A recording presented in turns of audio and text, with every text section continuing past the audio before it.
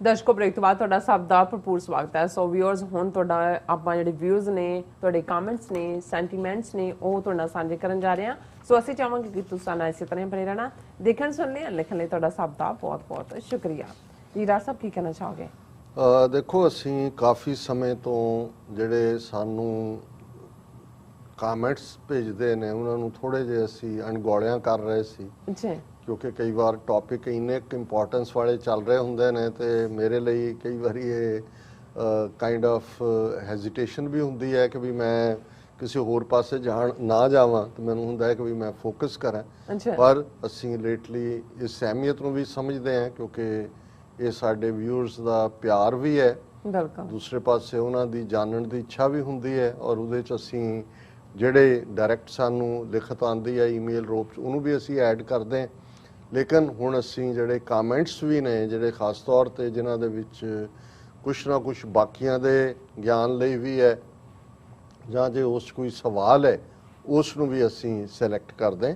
ਸੋ ਇਹ ਸਾਨੂੰ ਹਰਿਆਣੇ ਤੋਂ ਜਿਹੜੇ ਸਾਡੇ ਵੀਰ ਨੇ ਜਤਿੰਦਰ ਬਾਗੀ, ਉਹਨਾਂ ਦੀ ਲਿਖਤ ਹੈ। ਉਹਨਾਂ ਨੇ ਕਿਹਾ, ਸਿੰਘ ਸਾਹਿਬ सत श्री अकाल, मैं आपको लाइक करता हूँ, आपके चैनल का सब्सक्राइबर हूँ। मैं ओल्ड स्टेट पंजाब से हूँ, बट 1966 के बाद इन्होंने हमें हरियाणवी बना दिया क्योंकि ਜ਼ਾਹਰ है कि 1966 ਦੇ ਵਿੱਚ ਪੰਜਾਬ ਨੂੰ ਉਹਨਾਂ ਨੇ 3 ਹਿੱਸਿਆਂ 'ਚ ਟਰੰਕੇਟਡ 3 ਟੁਕੜੇ ਕੀਤੇ। ਵੱਡਾ ਹਿੱਸਾ ਹਿਮਾਚਲ ਨੂੰ ਦੇ ਦਿੱਤਾ, ਇੱਕ ਸੂਬਾ ਹਰਿਆਣਾ ਬਣਾਇਆ।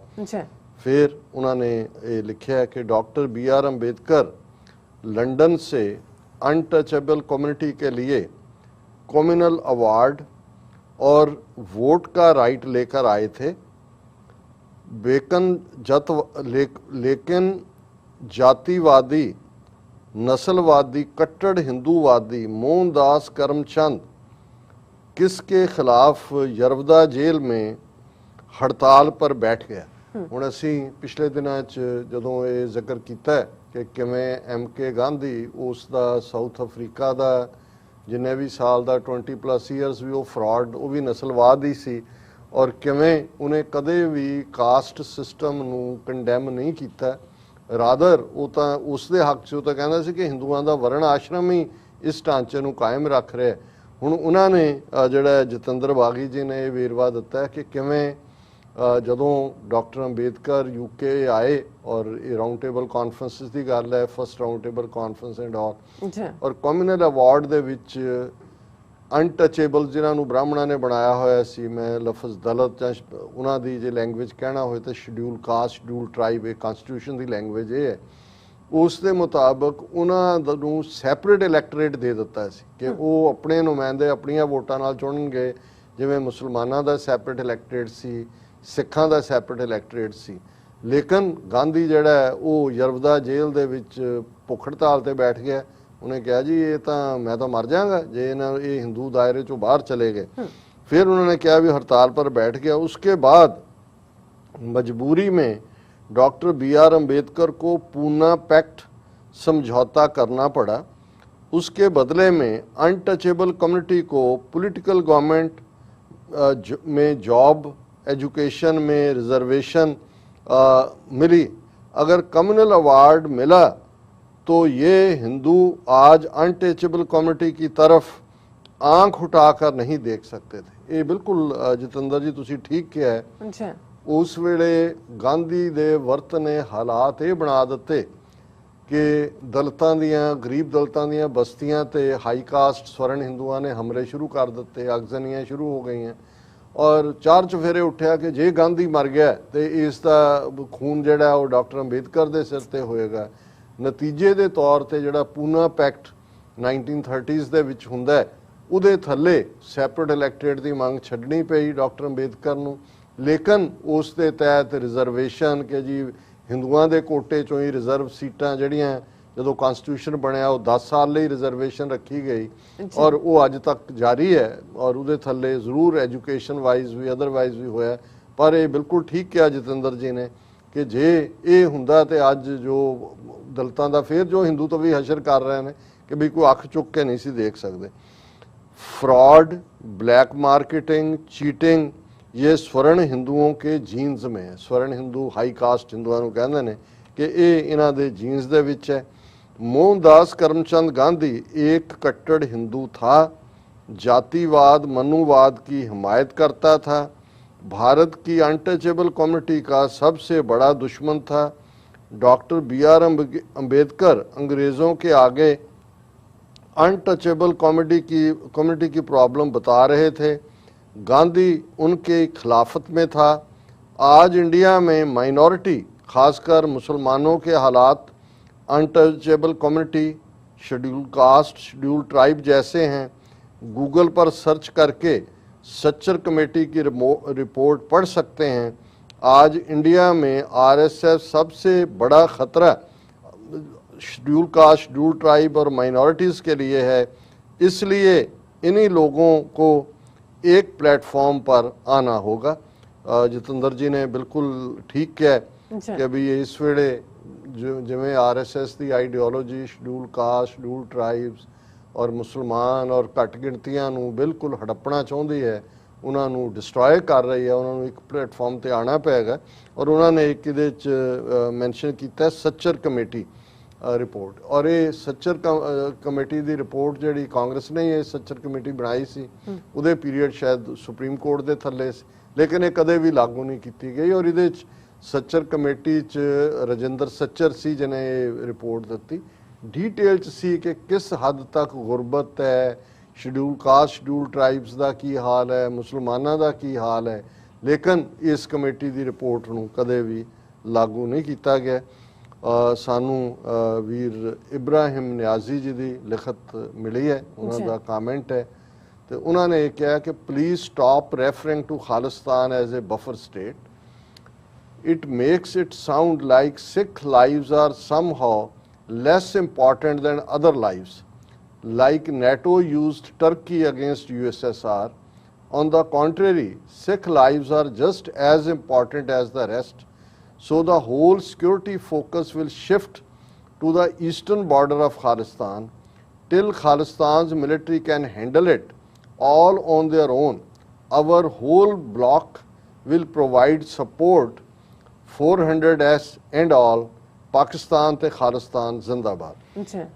हुण ये इब्राहिम नियाजी जी खालिस्तान दे हमायती ने, ज़ाहिर है उन्होंने हमदर्दी दे विच लिखिया, पर मैं समझदा भी उन्होंने जिहड़ा बफर स्टेट लफ्ज़ है उसनूं गलत तरीके दे नाल समझिया। जदों असीं ये कहंदे हैं कि भी ये बफर स्टेट, बफर एक अंग्रेज़ी दी टर्म है जिथे हुंदा है कि दो वारिंग ਜਿਹੜੀਆਂ ਲਾਈਨਸ ਨੇ। ਕਿਸੇ ਜ਼ਮਾਨੇ 'ਚ ਅਫਗਾਨਿਸਤਾਨ ਨੂੰ ਜਦੋਂ ਅੰਗਰੇਜ਼ਾਂ ਨੇ ਜਿਹੜਾ ਉਹ ਐਜ਼ ਏ ਬਫਰ ਖੜਾ ਕਰਨ ਦਾ ਸੀ ਕਿ ਜਿਹੜਾ ਰਸ਼ੀਅਨ ਇਨਫਲੂਐਂਸ ਹੈ ਉਹ ਇੰਨੀ ਤੇਜ਼ੀ ਨਾਲ ਆ ਰਿਹਾ ਸੀ ਕਿ ਵੀ ਉਹ ਬ੍ਰਿਟਿਸ਼ ਟੈਰੀਟਰੀ ਔਰ ਉਹਦੇ ਵਿਚਾਲੇ ਇੱਕ ਬਫਰ ਚਾਹੁੰਦੇ ਸੀ। ਸੋ ਜ਼ਾਹਿਰ ਹੈ ਕਿ ਅਫਗਾਨਿਸਤਾਨ ਨੂੰ ਉਹਨਾਂ ਨੇ ਬਿਲਟ ਕੀਤਾ ਔਰ ਇਸੇ ਲਈ ਬਹੁਤ ਸਾਰਾ ਜਿਹੜਾ ਇਨਫਰਾਸਟਰਕਚਰ ਅੱਜ ਵੀ ਨਜ਼ਰ ਆਉਂਦਾ ਹੈ ਪਾਕਿਸਤਾਨ ਦੇ ਵਿੱਚ ਵੀ ਉਹ ਉਸ ਪੀਰੀਅਡ ਸੀ ਕਿ ਰਸ਼ੀਆ ਨੂੰ ਰੋਕਣਾ। ਪਰ ਜਦੋਂ ਅਸੀਂ ਬਫਰ ਸਟੇਟ, ਇਸੇ ਤਰ੍ਹਾਂ ਇਹਨਾਂ ਨੇ ਟਰਕੀ ਦੀ ਗੱਲ ਕੀਤੀ ਕਿ ਟਰਕੀ ਬਫਰ ਹੈ। ਹੁਣ ਇਹ ਤਾਂ ਨਹੀਂ ਹੈ ਕਿ ਵੀ ਜਦੋਂ ਇੱਕ ਲਫ਼ਜ਼ ਜਿਹੜਾ ਇੱਕ ਥਾਂ ਤੇ ਕਿਸੇ ਹੋਰ ਕੰਟੈਕਸਟ ਯੂਜ਼ ਹੋਇਆ ਤੇ ਉਹ ਲਫ਼ਜ਼ 'ਚ ਗਲਤੀ ਹੈ। ਜਦੋਂ ਅਸੀਂ ਬਫਰ ਸਟੇਟ ਕਹਿੰਦੇ ਹਾਂ, ਅਸੀਂ ਇਹ ਕਹਿੰਦੇ ਹਾਂ ਕਿ ਭਾਈ ਤਿੰਨੋਂ ਨਿਊਕਲੀਅਰ ਪਾਵਰਸ ਨੇ, ਇੰਡੀਆ, ਪਾਕਿਸਤਾਨ, ਚਾਈਨਾ। ਇਸ 'ਚ ਵੀ ਕੋਈ ਸ਼ੱਕ ਨਹੀਂ, ਇੰਡੀਆ ਔਰ ਪਾਕਿਸਤਾਨ ਔਰ ਇੰਡੀਆ ਦੀ ਜਿਹੜੀ ਜ਼ਹਿਨੀਅਤ ਹੈ ਰੂਲਰਸ ਦੀ, ਲੋਕਾਂ ਦੀ, ਉਹ ਪਾਕਿਸਤਾਨ ਨੂੰ ਐਕਸੈਪਟ ਹੀ ਨਹੀਂ ਕਰਦੀ। 4 ਲੜਾਈਆਂ ਆਲਰੇਡੀ ਹੋ ਚੁੱਕੀਆਂ ਨੇ। ਸੋ ਜਦੋਂ ਅਸੀਂ ਇਹ ਕਹਿੰਦੇ ਹਾਂ ਕਿ ਖਾਲਿਸਤਾਨ ਐਜ਼ ਏ ਬਫਰ ਇਹਨਾਂ ਤਿੰਨੋਂ ਨਿਊਕਲੀਅਰ ਸਟੇਟਸ ਦੇ ਵਿੱਚ, ਉਸ ਖਿੱਤੇ ਦੇ ਵਿੱਚ ਸਟੇਬਿਲਿਟੀ, ਪ੍ਰੋਸਪੈਰਿਟੀ ਦੀ ਗਾਰੰਟੀ ਹੈ, ਤੇ ਇਹਦਾ ਮਤਲਬ ਕੋਈ ਪਹਿਲਾਂ ਐਗਜ਼ਿਸਟਿੰਗ ਕਿਸੇ ਹਾਲਤ ਦੇ ਵਿੱਚ ਨਹੀਂ ਹੈ। ਇੱਕ ਟਰਮੀਨੋਲੋਜੀ ਹੈ ਕਿ ਭਾਈ ਦੇ ਨਾਲ ਇੱਕ ਰਾਹਤ ਹੈ। ਇਹ ਨਹੀਂ ਹੈ ਕਿ ਵੀ ਅਸੀਂ ਕੋਈ ਸਿੱਖ ਲਾਈਵਸ ਘੱਟ ਇੰਪੋਰਟੈਂਟ ਨੇ, ਰਾਦਰ ਉਹਦੇ ਨਾਲ ਬਾਕੀ ਸਾਰੀਆਂ ਲਾਈਵਸ ਵੀ ਇਕੁਅਲੀ ਇੰਪੋਰਟੈਂਟ ਬਣ ਜਾਂਦੀਆਂ ਨੇ। ਇਸੇ ਤਰ੍ਹਾਂ ਨਵੀਦ ਆਜ਼ਮ ਉਹਨਾਂ ਨੇ ਸਾਨੂੰ ਲਿਖਿਆ, thanks doctor Sahib for discussing the issue of Palestine. You said that Pakistani PM also reiterate its stands on Kashmir and that Pakistan would only start dialogue with India if its special status is brought back at the 5th August 2019 position. In my opinion, India will never ever do so. The only solution of this issue is war. Please don't think that I am in favor of war, but the fact is that until the interest of the West and the superpowers are not shattered, no one would involve for settlement of this pending issue. It is very, very necessary to hit the economical interests of the investors in Bharat. Your comments please. Rab rakh. ਅੱਛਾ ਨਵੀਦ ਆਜ਼ਮ ਜੀ ਬਹੁਤ ਬਹੁਤ ਸ਼ੁਕਰੀਆ ਤੁਸੀਂ ਸਾਨੂੰ ਲਿਖਿਆ। ਦੇਖੋ ਇਹਦੇ 'ਚ ਤਾਂ ਕੋਈ ਸ਼ੱਕ ਨਹੀਂ ਕਿ ਅਸੀਂ ਤਾਜ਼ਾ ਗਾਜ਼ਾ ਦੇ ਵਿੱਚ ਜੋ 11 ਦਿਨ ਚੱਲਿਆ, ਬੇਸ਼ੱਕ 250 ਤੋਂ ਜ਼ਿਆਦਾ ਲਾਈਵਸ ਦਾ ਲਾਸ ਹੋਇਆ, ਬਿਲਕੁਲ, ਲੇਕਿਨ ਫਲਸਤੀਨ ਇਸ਼ੂ ਫਰੰਟ ਬਰਨਰ ਤੇ ਆ ਗਿਆ। ਅਦਰਵਾਈਜ਼ ਇਹਨਾਂ ਵੱਡੀਆਂ ਪਾਵਰਸ ਨੇ ਵੀ ਔਰ ਈਵਨ ਸ਼ੇਖ ਡਮਸ ਨੇ ਵੀ, OIC ਵਾਲਿਆਂ ਨੇ ਵੀ, ਉਹਨਾਂ ਨੇ they had wash their hands off. So ਇਹਦੇ 'ਚ ਕੋਈ ਸ਼ੱਕ ਨਹੀਂ ਹੈ ਕਿ ਇਹ ਟਕਰਾਅ ਤੋਂ ਬਿਨਾਂ ਗੱਲ ਬਣਦੀ ਨਹੀਂ ਹੈ। ਔਰ ਇਹੀ ਗੱਲ ਅਸੀਂ ਈਵਨ ਕਸ਼ਮੀਰ ਦੇ ਹਵਾਲੇ ਨਾਲ ਜਾਂ ਖਾਲਿਸਤਾਨ ਦੇ ਹਵਾਲੇ ਨਾਲ ਬੇਸ਼ੱਕ ਅਸੀਂ ਹਰ ਉਸ ਮੀਨ ਨੂੰ ਜਿਹੜਾ ਉਹ ਵੈਲਕਮ ਕਰਦੇ ਹਾਂ ਕਿ ਭਾਈ ਜੇ ਅਸੀਂ ਇਹ ਕਹਿੰਦੇ ਹਾਂ ਕਿ ਭਾਈ ਯੂਨਾਈਟਿਡ ਨੇਸ਼ਨਸ ਜਿਹੜਾ ਉਹ ਜੰਮੂ ਕਸ਼ਮੀਰ ਦੇ ਵਿੱਚ ਪਲੇਬਸਾਈਡ ਕਰਵਾਏ, ਜਿਹੜੇ ਉਹਨਾਂ ਦੇ 15-16 ਰੈਜ਼ੋਲੂਸ਼ਨ ਨੇ। ਇਸੇ ਤਰ੍ਹਾਂ ਅਸੀਂ ਖਾਲਿਸਤਾਨ ਦੀ ਗੱਲ ਕਰਦੇ ਹਾਂ ਕਿ UN ਜਿਹੜਾ ਕਰਵਾਏ, 6 for justice the referendum 2020 the move ਜਿਹੜਾ 15 ਅਗਸਤ ਦੇ ਮਹੀਨੇ 'ਚ ਉਹਨਾਂ ਨੇ ਲਾਂਚ ਕਰਨਾ ਹੈ, ਅਸੀਂ ਪਹਿਲੇ ਦਿਨ ਤੋਂ ਹਮਾਇਤ ਕਰਦੇ ਹਾਂ ਕਿਉਂਕਿ ਦੁਨੀਆ ਨੂੰ ਇਹ ਦੱਸਣ ਦੇ ਲਈ ਜ਼ਰੂਰੀ ਹੈ ਕਿ ਵੀ ਟਰਾਈਡ ਆਵਰ ਬੈਸਟ। ਹੁਣ ਜੰਮੂ ਕਸ਼ਮੀਰ ਦੇ ਲੋਕਾਂ ਦਾ ਜੋ ਹਾਲ ਹੈ, ਅਸੀਂ ਅਖੀਰਲੇ ਸੈਗਮੈਂਟ 'ਚ ਗੱਲਬਾਤ ਕਰਾਂਗੇ ਕਿ ਭਾਈ ਮਹਿਬੂਬਾ ਮੁਫਤੀ ਕਹਿ ਰਹੀ ਹੈ ਕਿ ਜੀ UN ਇੰਟਰਵੀਨ ਕਰ, ਔਰ ਸਾਨੂੰ ਵੀ ਪਤਾ ਹੈ ਵੀ UN ਗਟਲੈਸ ਟੁਥਲੈਸ ਜਿਹੜਾ ਹੈ ਉਹ ਆਰਗੇਨਾਈਜੇਸ਼ਨ ਹੈ ਔਰ ਉੱਥੋਂ ਕੁਛ ਨਹੀਂ ਨਿਕਲਣਾ। ਔਰ ਇਹਦੇ ਠੀਕ ਹੈ ਕਿ ਵੀ ਇਹ ਗੱਲ ਕੋਈ ਵੀ ਜੇ ਅਸੀਂ ਕਹੀਏ ਕਿ ਜੀ ਵਾਰ ਤੋਂ ਬਿਨਾਂ ਨਹੀਂ ਲੱਗੇਗਾ ਵੀ ਇਹ ਵਾਰ ਮੌਂਗਰਰਸ ਨੇ ਜੀ, ਔਰ ਪਰ ਇਹਦੇ 'ਚ ਕੋਈ ਸ਼ੱਕ ਨਹੀਂ ਹੈ ਕਿ ਵੀ ਹੱਥਾਂ ਬਾਜ ਕਰਾਰਿਆਂ ਵੈਰੀ ਮਿੱਤ ਨਾ ਹੋਏ।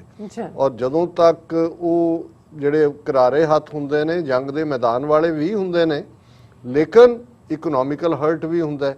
ਹੁਣ ਜੇ ਭਾਰਤ ਦੇ ਵਿੱਚ ਹਾਲਾਂ ਕੋਵਿਡ-19 ਨੇ ਭਾਰਤ ਦਾ ਜਲੂਸ ਕੱਢ ਦਿੱਤਾ ਹੈ, ਇਨਵੈਸਟਰਸ ਦਾ ਦੌੜੇ ਹੋਏ ਨੇ, ਉਹਨਾਂ ਦੀ ਇਕਨੋਮੀ ਕਿੱਥੇ ਜਾ ਕੇ ਖੜੀ ਹੈ, ਲੇਕਿਨ ਇਹਦੇ 'ਚ ਕੋਈ ਸ਼ੱਕ ਨਹੀਂ ਹੈ ਕਿ ਚਾਈਨਾ ਇੱਕ ਵੱਡਾ ਫੈਕਟਰ ਦੇ ਤੌਰ ਤੇ ਉਹ ਵੀ ਉਸ ਖਿੱਤੇ ਦੇ ਵਿੱਚ ਇੱਕ ਡਿਸਾਈਡਿੰਗ ਫੈਕਟਰ ਬਣ ਗਿਆ।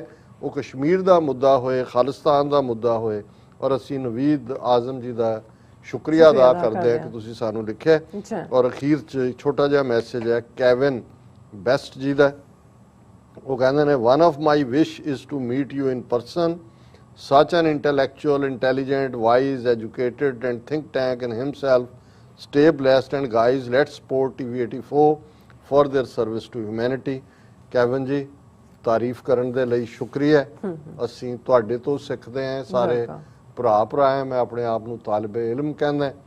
ਮਿਲਣਾ ਤੁਸੀਂ ਜੇ ਅਮਰੀਕਾ 'ਚੋ ਤੇ ਕਿਸੇ ਵੇਲੇ ਵੀ, ਤੇ ਜੇ ਤੁਸੀਂ ਕਿਸੇ ਹੋਰ ਮੁਲਕ 'ਚੋ ਜਦੋਂ ਤੁਹਾਡਾ ਅਮਰੀਕਾ ਆਉਣ ਦਾ ਬਣੇ, ਸਾਡੀ ਤੁਸੀਂ ਸਾਨੂੰ ਈਮੇਲ ਤੇ ਲਿਖ ਦਿਓ। ਅਸੀਂ ਇੱਥੇ ਸਾਡਾ ਸਟੂਡੀਓ ਲੌਂਗ ਆਈਲੈਂਡ ਦੇ ਵਿੱਚ ਹੈ, ਲੌਂਗ ਆਈਲੈਂਡ ਸਿਟੀ। ਰੋਜ਼ਾਨਾ ਤੁਸੀਂ ਐਡਰੈਸ ਵੀ ਦੱਸਦੇ ਹੋ, ਸਾਨੂੰ ਵੀ ਤੁਹਾਨੂੰ ਮਿਲ ਕੇ ਖੁਸ਼ੀ ਹੋਏਗੀ।